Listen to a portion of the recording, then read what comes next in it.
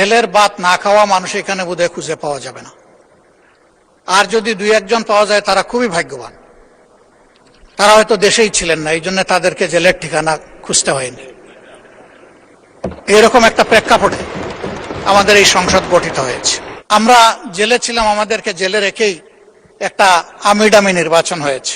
আজকের এই সংসদটি গতানুগতিক কোনো সংসদ নয় এবং স্বাভাবিক ধারায় এটা গঠিত হয়নি। এই সংসদ বিশেষ একটা প্রেক্ষাপটে গঠিত হয়েছে।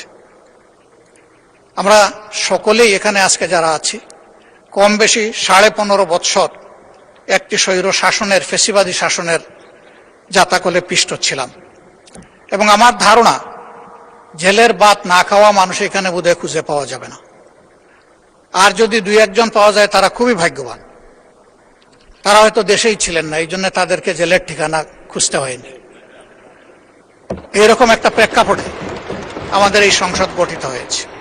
এটাও ঠিক 15.5 বছর ধারাবাহিকভাবে এই ফ্যাসিবাদী সরকারের বিরুদ্ধে আমরা লড়াই করেছি, সংগ্রাম করেছি, আন্দোলন করেছি, কিন্তু সেই আন্দোলনের কোনো সুফল আমরা হাতে তুলে নিতে পারিনি।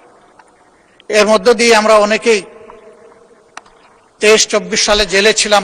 মাননীয় সদস্য, আমি আন্তরিকভাবে দুঃখিত, বিধি অনুযায়ী লিখিত বিবৃতিটা পড়ে শোনানোর কথা। আমি যাচ্ছি, একটা মিনিট মাননীয়, আমি যাচ্ছি।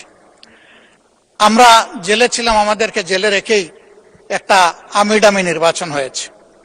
সেই নির্বাচনের পরে একটা বিশেষ প্রেক্ষাপটে আমাদের তরুণ যুব সমাজের একটা দাবিকে অগ্রাহ্য অমান্য করার কারণে, গায়ের জোরে দমন করার পথ বেছে নেওয়ার কারণে তারা জীবন বাজি রেখে লড়াইয়ের ডাক দিয়েছিল, নেতৃত্ব দিয়েছিল।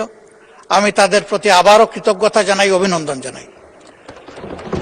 সেই আন্দোলনে দল মত নির্বিশেষে সমস্ত মজলুম মানবতা তাদের সাথে সম্পৃক্ত হয়েছিল। আন্দোলন সফল হয়েছিল।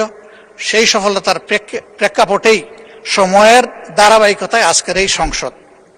এই সংসদ যে কারণে হয়েছে এইটার প্রত্যাশা আমরা সকলেই জানি, যে এই সংসদ ফ্যাসিবাদের মূল উৎপাটনের জন্য দায়িত্ব নিয়ে হয়েছে।